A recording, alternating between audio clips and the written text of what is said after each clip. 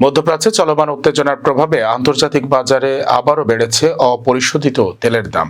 যুক্তরাষ্ট্র ও ইরানের সংঘাত এবং বৈশ্বিক জ্বালানি সরবরাহ নিয়ে উদ্বেগের মধ্যে ব্রেন্ট ক্রুডের দাম পৌঁছেছে 5 সপ্তাহের সর্বোচ্চ পর্যায়ে।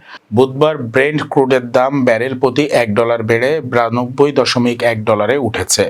একই সময় যুক্তরাষ্ট্রের WTI ক্রুডের দাম 82 সেন্ট বেড়ে দাঁড়িয়েছে ব্যারেল প্রতি $85.16।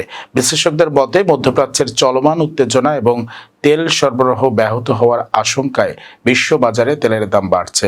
এছাড়া লোহিত সাগরে জাহাজ চলাচল নিয়ে নতুন উদ্বেগ তৈরি হওয়ায় পরিবহন ব্যয় বাড়তে পারে বলেও আশঙ্কা করা হচ্ছে। এদিকে কৃষ্ণ সাগর অঞ্চলেও অনিশ্চয়তা তৈরি হয়েছে।